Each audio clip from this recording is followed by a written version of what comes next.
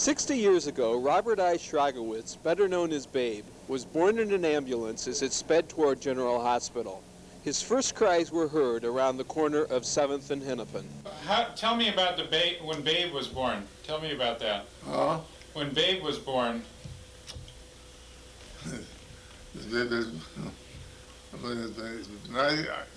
When I was in the shop, see, no, the baby, no, it was happening on Sunday, that's right.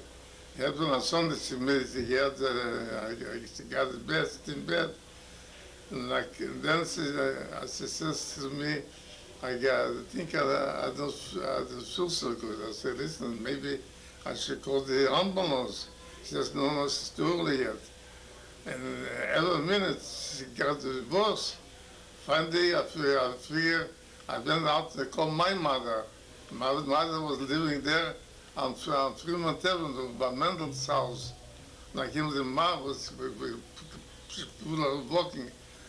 Finally, by the time she walks over on Northern Avenue, in 8, she comes down and she says, you better call the ambulance right away.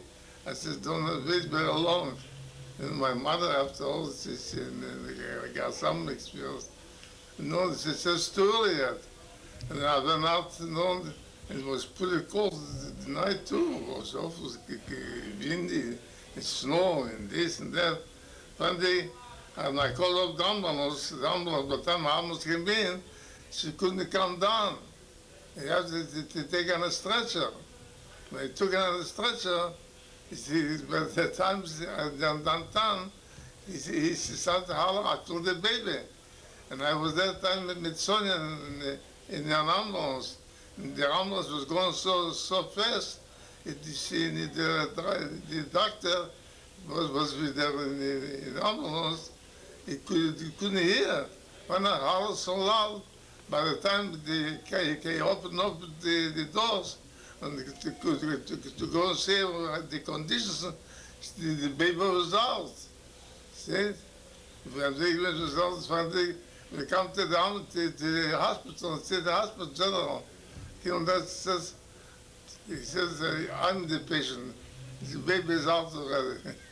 Babe, here are the reflections of some of the people whose lives you have touched over the past 60 years. Yeah, of course, so much of our life revolved around that famous or infamous Lovell Square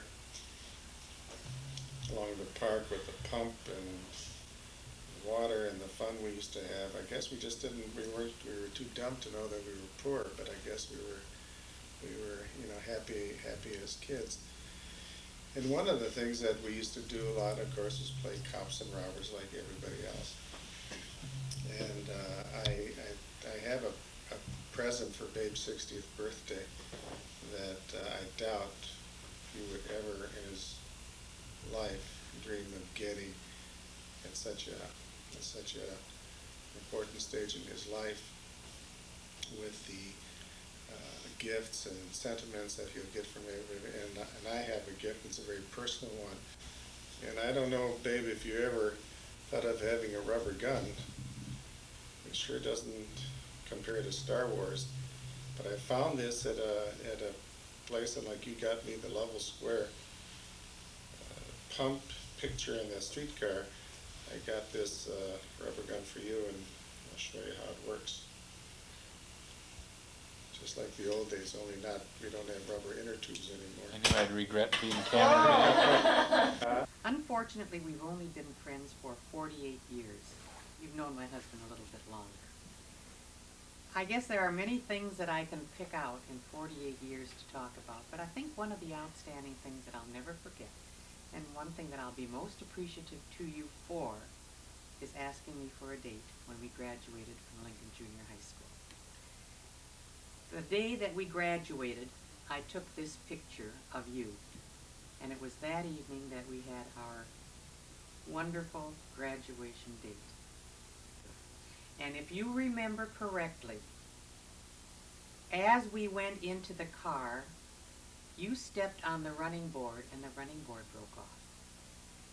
And as we were driving along, we heard a It's a story I've never terrific heard. honk.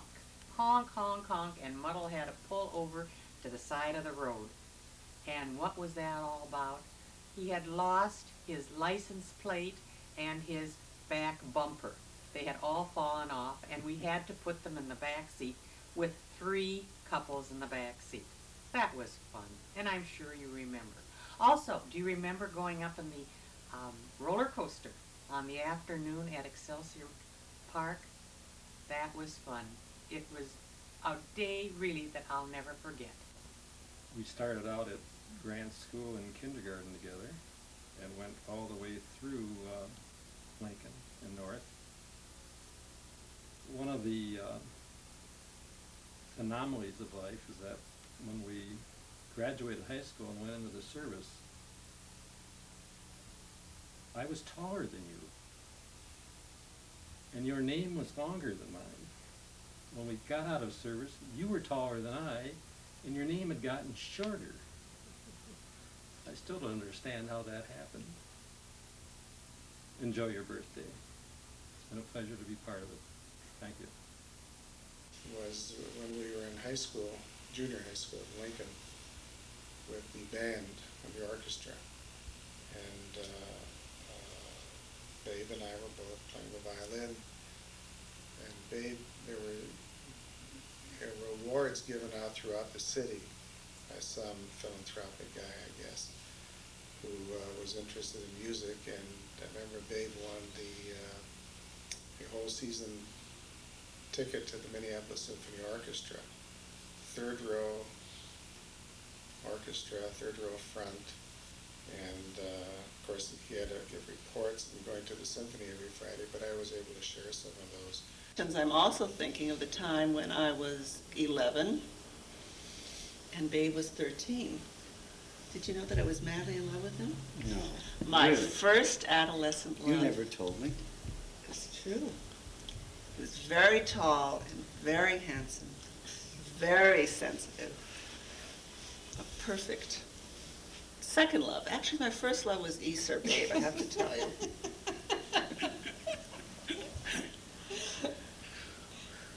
I loved you then, I love you now, and we love you too, Sarah. I can't top that. Oh, it seems so true. I've always loved him. I was just thinking of when I first met Babe, and I was 7 years old, and I had just come into the house recently, and there was all kinds of activity, and everybody was saying, he's coming home from the Navy. Babe is coming from the Navy, and I didn't know who Babe was. Anyway, so this tall, very tall stranger moves in next door to me. And the wonderful thing about him is he was very quiet, he was always very pleasant and civil, and he treated me like a human being. The other thing about Babe was when I used to cry or, feel bad, he was always so loving and kind and warm. And he knew I loved to be picked up and I liked to have my head touch the ceiling, so he would pick me up and gently, touch my head to the ceiling. Anyway, it was really very pleasant when Babe was living with us. He seemed to have a kind of presence about him which solved if there were fights or unhappiness or anger. Just his mere presence made people, shh, we should. Babe's studying, Babe's here, Babe's we gotta be really good on our good behavior because Babe is in the house. So he did have a sort of special quality. Now my mother really loved Babe because he was such a warm and kind human being, and he really was a mensch. Babe, I don't know if you remember, but when you just got out of the Navy and you came home, and it wasn't too long before your dad had gotten you a bed that was over 6 feet long. And you were, I think that was the first time that you were able to have a good night's sleep since you were in the Navy, and probably before that. I first learned about Cocker Spaniels through Walt Disney's Lady and the Tramp, and I just thought that all Cocker Spaniels were the most wonderful, loving dogs. And then I met Rusty. Rusty was the only mean Cocker Spaniel in the world, and I was afraid of him. I was always afraid that he was going to bite me. And I think I was one of the few people that was really happy when Rusty died. Hi, Bob. I want to congratulate you on your 60th birthday. And because I can still remember the day that you didn't have any money and you had a car to go with it, that old 53 Ford. And while we're talking about it, I had happened to talk to your daughter, and we think you ought to get rid of that Oldsmobile. It's getting pretty shabby, and it's kind of disgrace to see my doctor drive in here with an old car like that. We really think you ought to buy Stan's Lincoln because you'd look good in it. It'd fit you, you'd be able to get in and out. Other than that, I just want to say that it's been a real pleasure. You've been a gentleman, I hope you stay that way. Tonight you just told me that maybe your kids would remember you when they put you in the rest home after all these car problems you've had. It was 28 years ago. Seems like only yesterday, but it was 28 years ago that I first bumped into Dr. Schrag. We had moved out here to Brooklyn Center and were sitting in the middle of the Earl Brown farm. Nothing around us. A road not coming to us, no telephone, and here we were with just one car, and I'm on my way to work. There's my wife with a sick kid. So I talked to one of the fellows from Brooklyn Center, and I says, hey, we're new out here. Do you know any doctor? And he says, yeah, there's a new fella down the street from me. He says, fella by the name of Schrag. He says, great big tall guy. He says, really nice guy, easy to communicate with. Doesn't scare you when you talk to him. So I called Dr. Schrag, and here again, my wife didn't know that I called him.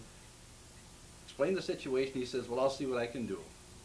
I came home that night, and she said, so a car pulled up in front, no road there, but a car pulled up anyhow, and she went to the door, and there was this great big guy saying, hello, I'm Dr. Schrag. I understand you have a sick boy in this house. She said he was too tall to kiss, but she would like to leap up and kiss him. She was so happy to see him. Since then, we have been with Dr. Schrag for this 28 years.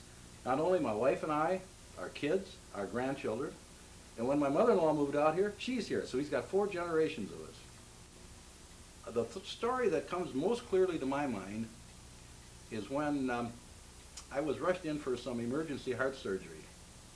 It was in the evening, and the next morning when I woke up, felt pretty good, but I had tubes coming out of me all over. Couldn't even talk. There was my wife and a couple of my daughters leaning over me and making clucking noises and asking me questions, and I was trying to communicate with them by sign language, and I was going, and they couldn't figure out what I was talking about. And Margaret said to my wife, here comes Dr. Schrag. Maybe he knows what Hank is trying to say, Dad is trying to say. So I gave him my routine, and he said, well, sure, he wants to know who won the basketball game. The Gophers did, 73-68.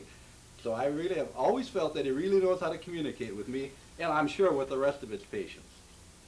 Now, another thing I have never told him is the fact that even though he knows I'm in the writing business, that a group of us where I work, I've got a hobby of writing limericks on special occasions.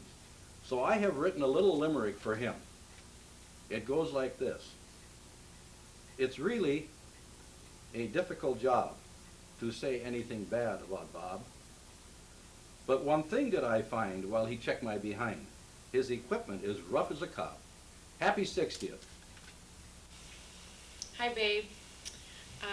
I remember when I was about 5 years old, for some reason that day you were babysitting, and we had to get ready and take a ride to the hospital to visit Sarah, I think. And I'm not sure, no, it couldn't have been one of the kids anymore, but somehow I remember we had to go to the hospital.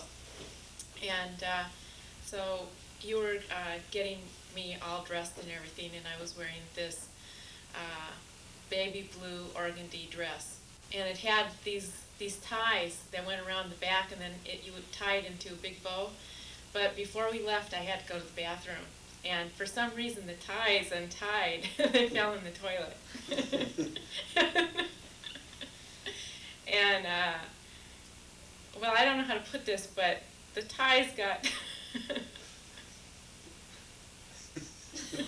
You can say it, Kaka.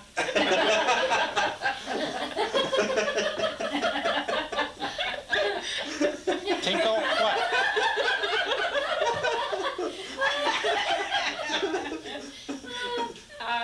little dirty. And so anyway, you just sort of wiped them off and then tied it back into a bow and got into the car and went to the hospital.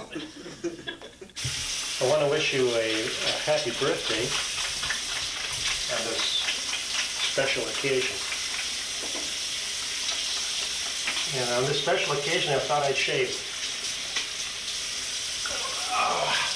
Anyway, what can I say about us? What can I say about you?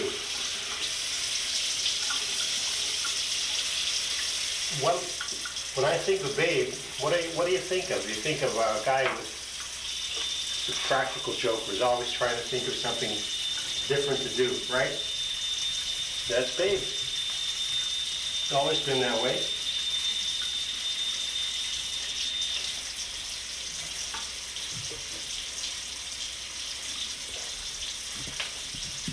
I mean, every once in a while,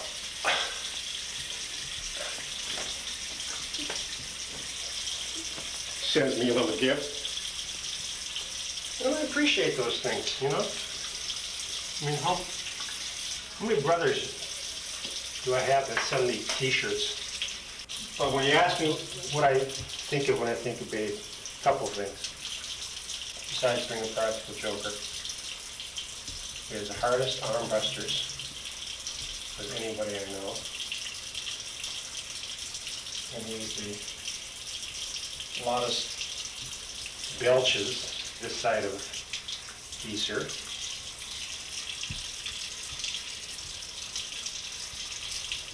And I think when all is said and done,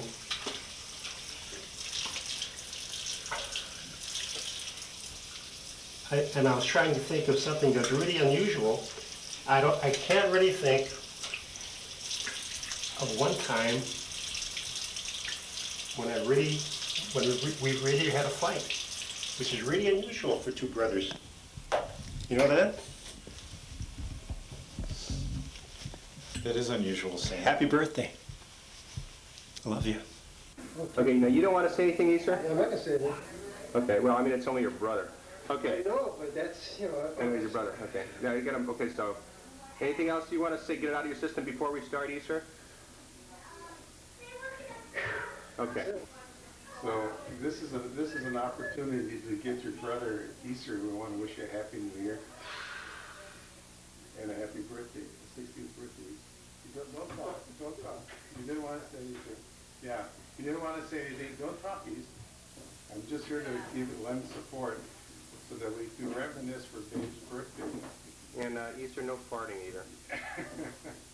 East, don't breathe like that. You're supposed to keep quiet. Just want to say something?